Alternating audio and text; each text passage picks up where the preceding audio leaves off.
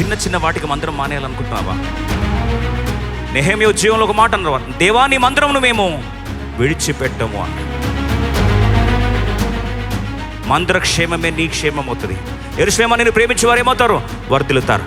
యెరూషలేము యొక్క సమృద్ధి నీ సమృద్ధి అవుతుంది. మందిరాన్ని బట్టి నేను నిన్ను ప్రేమిస్తాను, మందిరాన్ని బట్టి నేను నిన్ను దీవిస్తాను, మందిరాన్ని బట్టి నిన్ను ఆశీర్వదిస్తానని వర్షాలు దేవుడు చెప్పలేదా? ఈరోజు సహవాసంగా కూడటం మానేసి చిన్న చిన్న వాటికి హర్ట్ అయిపోయి, దేనికి హర్ట్ అవుతున్నావు నువ్వు? అభ్యంతరం రాక మానవని ప్రభువే చెప్పాడు. కానీ ఎవరి వల్ల అభ్యంతరాలు వస్తాయి వారికి ఏంటండి?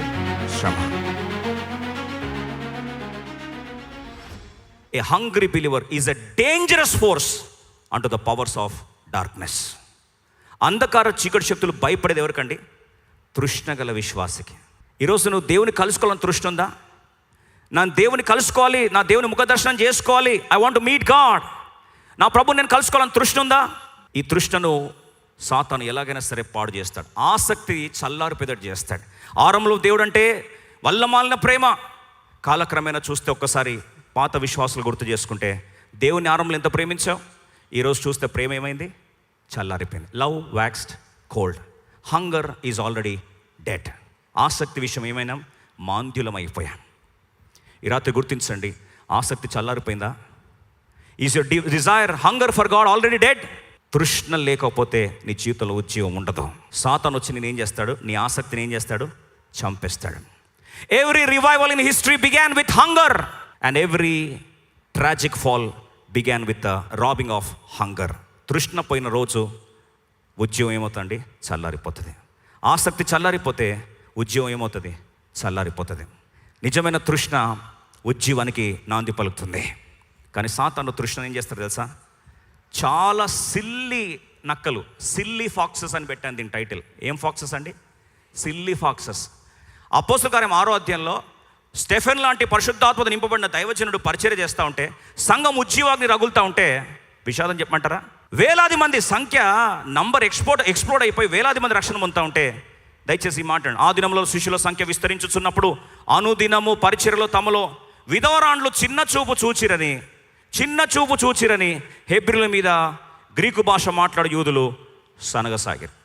హెబ్రీల మీద గ్రీకు భాష మాట్లాడే యూదులు వచ్చి కంప్లైంట్ ఏం చెప్పారు తెలుసా?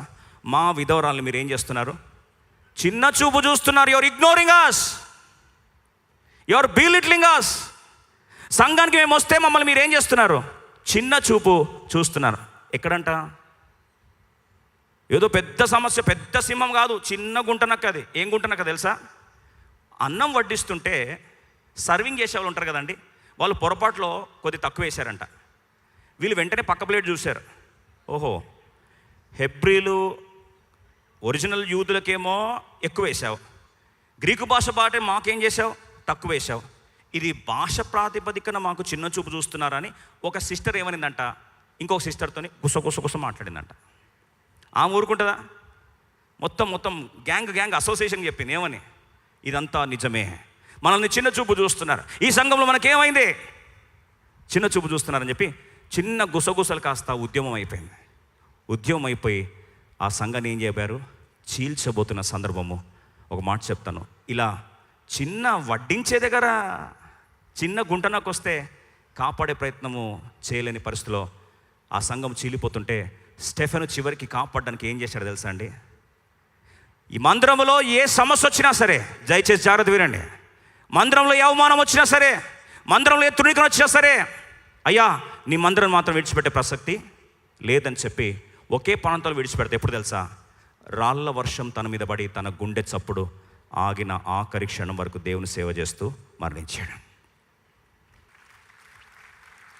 ఈరోజు అడుగుతున్నా, చిన్న చిన్న వాటికి మందిరం మానేయాలనుకుంటున్నావా? నెహెమ్యా జీవంలో ఒక మాట అన్నారు, దేవా నీ మందిరమును మేము విడిచిపెట్టము అన్నాడు. మందిర క్షేమమే నీ క్షేమం అవుతుంది. యెరూషలేమా నిన్ను ప్రేమించే వారు ఏమవుతారు? వర్ధిల్లుతారు. యెరూషలేము యొక్క సమృద్ధి నీ సమృద్ధి అవుతుంది. మందిరాన్ని బట్టి నేను నిన్ను ప్రేమిస్తాను, మందిరాన్ని బట్టి నేను నిన్ను దీవిస్తాను, మందిరం బట్టి నిన్ను ఆశీర్వదిస్తానని వర్షాలు దేవుడు చెప్పలేదా? ఈరోజు సహవాసంగా కూడటం మానేసి చిన్న చిన్న వాటికి హర్ట్ అయిపోయి, దేనికి హర్ట్ అయ్యావు? దేనికి హర్ట్ అవుతున్నావు నువ్వు? ఒకసారి ఆలోచించు. భోజనం తక్కువ వడ్డించారనా? లైన్లో నిలబడమన్నారనా? కుర్చీ దగ్గర నీకు ప్రాబ్లం వచ్చిందనా? దేనికి హర్ట్ అయిపోయి మందిరం మానేస్తున్నావు? దేనికి హర్ట్ అయిపోయి మానేస్తున్నావు? బైబిల్ సెలవు సత్యం జాగ్రత్త వినండి, జాగ్రత్త వినండి. బైబిల్ చెప్పే సత్యం. సౌండ్ ఎక్కువైందని మందిరం మానేస్తాం, సౌండ్ తక్కువైతే మందిరం మానేస్తాం. ఏసీ ఎక్కువైతే మందిరం మానేస్తాం, ఏసీ తక్కువైతే మందిరం మానేస్తాం. లైన్లో నిలబడం అంటే మందిరం మానేస్తాం, వచ్చి తోసుకుంటే మందిరం మానేస్తాం. రాత్రి కొన్ని నిమిషాలు ఆలోచించండి. సిల్లీ ఫాక్సెస్, ఇవన్నీ గుంట నక్కలు, పంటను పాడు చేయ నక్కలు. వాటిని ఏం చేయాలంట? ఇసిరి ఏరి పారవేయాలి, పట్టుకొని తీసుకొని బయట పారేయాలి. సాతానా, నీ ప్లాన్లు వర్కౌట్ అవ్వు నా దగ్గర. నా స్టెఫెన్ లాగా నా ప్రాణం కంఠం ఊపిరి ఆగిపోతే, గుండె ఆగిపోతే తప్ప పరిచర్య ఆగేది, సంఘానికి వచ్చేది మానే ప్రసక్తే లేదు. చిన్నదానికి మానేస్తా. నువ్వు అలుగుతే ఎవరికి నష్టము? నీ పోషణగా దేవుడు మందిరాన్ని ఇచ్చి యెరూషలేము క్షేమం నీ క్షేమం అవుతుందని చెప్తే ఈరోజు సహవాసం కూడా మానేస్తున్నావా? గుంట నక్కలు జాగ్రత్త. ఆ నక్కలు చేంజ్ చేస్తాయి, మనల్ని పాడు చేస్తూ ఉంటాయి. చూడండి, కొన్నిసార్లు డిస్ట్రాక్షన్. మరియా మార్త ఇద్దరు ఉన్నారు. మరియా ప్రభు పాదాల చెంత కూర్చుంది, మార్త దేవుని పని చేస్తుంది. పని చేయడం తప్పు కాదు, పని చేయడం తప్పు కాదు, చెయ్యాలి. 12 అధ్యాయులు ఇద్దరు కలిసి చేశారు. కానీ మార్త అంట విస్తారమైన పనులు పెట్టుకొని డిస్ట్రాక్ట్ అయిపోయిందంట. మందలో కూర్చుంటాం కానీ ఆ పని, ఈ పని, ఈ పని, ఈ పని, ఈ పని, అన్ని పనులు పెట్టుకొని సరిగా ఏమైపోతాం? డిస్ట్రాక్ట్ అయిపోతాం. డిస్ట్రాక్షన్ ఎక్కడ దాకా వెళ్ళిపోయిందంటే వచ్చి ప్రభు అంటాడు, అమ్మా లాజరుని బ్రతికిస్తాను నమ్ముతున్నావంటే, నమ్ముతానులే, ఇప్పుడైతే శాత కాదులే కానీ నీకు. అప్పుడు నువ్వు ముందొచ్చి ఉంటే ఇలా అయ్యేది కాదు కదా ప్రభు. ఎందుకనిందన్నమాట? నువ్వు ముందొచ్చి ఉంటే ఇలా అయ్యేది కాదు అంటే స్వస్థపరిచే దేవుడు మాత్రమే తెలుసుకుంది. నువ్వు లేట్ చేశావు కాబట్టి ఈయన ఏమయ్యాడు? చచ్చిపోయాడు. అప్పుడు ప్రభు అన్నాడు, పునరుత్థానం జీవము. పాదాలు చదువు కూర్చొని వింటే వల్ల ఏమొస్తుంది? విశ్వాసం వస్తుంది. నువ్వు వినవే. డిస్ట్రాక్షన్ అయిపోయింది. చిన్న న్యూస్ వస్తే వాక్యం అంతా డిస్ట్రాక్షన్ వచ్చేసింది. అందుకొరకే కలవరపెట్టే గుంటనక్క, కొన్ని సిల్లీ స్మాల్ కంప్లైంట్స్ తీసుకొచ్చి కంపారిజన్ చేసే గుంటనక్క, అభ్యంతరపరిచే గుంటనక్క. హెబ్రీ 12:15 రాస్తుంది, కొన్నిసార్లు మనము గాయపరచబడితే, హీబ్రూ 12:15, కొన్నిసార్లు అభ్యంతరపరచబడితే బైబిల్ సెలవిస్తుంది అభ్యంతరం రాక మానవని ప్రభువే చెప్పాడు. కానీ ఎవరి వల్ల అభ్యంతరాలు వస్తే వారికి ఏంటండి? శ్రమ. నువ్వు దయచేసి దేంతోనో పెట్టుకో, కానీ మంత్రంలో నువ్వు గాయపరిస్తే మాత్రం, అభ్యంతరాలు క్రియేట్ చేస్తే మాత్రం శ్రమ తట్టుకోలేవు. మీలో ఎవడైనా దేవుని కృపను పొందకుండా తప్పిపోనేమని చేదైన వేరు ఏదైనా మీ మొలిచి కలవరపరచవలన అనేకులు అపవిత్రైపోదురేమో అని. చేదు వేరు, హర్ట్ ఫీలింగ్స్, బిట్టర్నెస్. ఇంకొక గుంట నాకేం తెలుసా? అపోస్తలుల 2:46 చూస్తే సహవాసముగా వారు ఏం చేస్తున్నారు? అనుదినము కూడుకుంటున్నారంట. They are steadfastly gathering every day. వారు అనుదినము మరేక మనస్కులై ప్రతిదినము దేవాలయంలో తప్పక కూడుకొనొచ్చు, తప్పక కూడుకొనొచ్చు. వాళ్ళు ఏం చేస్తున్నారు? అందరు కలిసి సహవాసంగా వారు దేవుణ్ణి కూడుకుంటూ వచ్చారు. ఈరోజు గుంట నాకేం చేస్తా? ఒక పూట పోకపోతే ఏముందిలే, ఒక సండే పోకపోతే ఏముందిలే అని ఖాళీగా పెడుతుంది. నేను ఇంట్లోనే ఉన్నాను, పరిశుద్ధంగా ఉన్నాను, ఇంట్లో ఉన్నాను, నేను చాలా బాగున్నాను కాబట్టి ఒక్కసారి పోకపోతే ఏం కాదులని ఇల్లు శుభ్రపరిచి, జాగ్రత్త వినండి, సహవాసంగా కూడటం మానిన రోజు అపోస్తలుల బోధలో బ్రేక్ తీసుకున్న తర్వాత నేను ఇల్లు శుభ్రపరచబడి ఉంది, బాగుందని చెప్పి నువ్వు సాకులు చెప్పుకోవచ్చు. మత్తయి 12 అధ్యాయులు ఇలాగే ఒక ఇల్లు శుభ్రపరిచి అపవిత్రాత్మ వెళ్ళిపోయాడంట. అయితే ఇల్లు శుభ్రపరచు ఉందని చెప్పి ఈ అపవిత్రాత్మ పోతే ఏమని తెలుసా? ప్లేస్ ఖాళీగా ఉంది, నా ఒక్కనికే కాదు ఈ ప్లేస్లో 7 మంది పడతారని చెప్పి వెళ్ళి నీరు లేని చోట అంతా తిరిగిందంట. అంటే వాక్యం లేని చోట తిరిగి ఇక్కడ శుభ్రపరచబడి ఖాళీ ఉందని చెప్పి వచ్చి మరీ చెడ్డవైన 7 దయ్యాలను తీసుకొచ్చి ఆ ఇంటిని ఏం చేసిందండి? నింపేసింది. ఒకటిపై ఎన్ని వచ్చాయి? త్వర చెప్పాలి. 7 వచ్చాయి.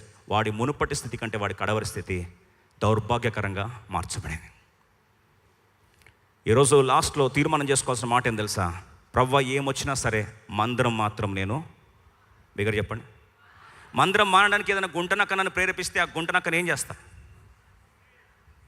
పట్టుకొని ఇసిరి పారేస్తా ప్రభా. 2 వస్తే 2 కూడా ఏం చేస్తా? నక్క కానీ నక్కలు కానీ పట్టుకొని ఏం చేస్తా? పారవేస్తా. కాబట్టి దయచేసి సహవాసంగా కూడట మానొద్దు. దాని కొరకు ఏ కారణాలని రావచ్చు. కొన్నిసార్లు అంటాం వాడు వచ్చాడు కాబట్టి నేను రాను. మన ఒక బ్రదర్ అంటా ఉన్నాడు, బ్రదర్ నాకు పర్ఫెక్ట్ చర్చ్ చూపించండి నేను వస్తానని. అప్పుడు నిన్న చచ్చిపో అన్న అని అన్నాడు. అట్లెట్లా అంటారు బ్రదర్, అంత ఘాటు ఎట్లా అంటారని. నేను అన్న పర్ఫెక్ట్ చర్చ్ ఎక్కడ ఉంటుంది తెలుసా? ఎక్కడ? పరలోకంలో ఉంటుంది. యేసు ప్రభువారు తన శిష్యుల్లో ఒక ఇస్కరియోతు ఉన్నాడు, గజ దొంగ ఉన్నాడు, వెన్నుపొడి పొడుచుడు ఉన్నాడు.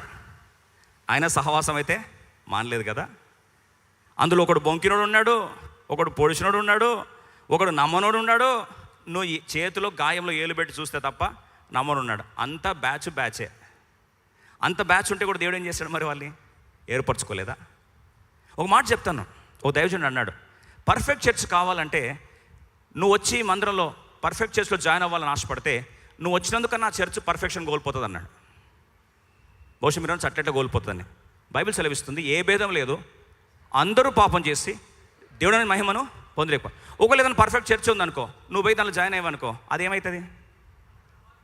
అపవిత్రం అవుతుంది కదా. అర్థమైన చేద్దండి.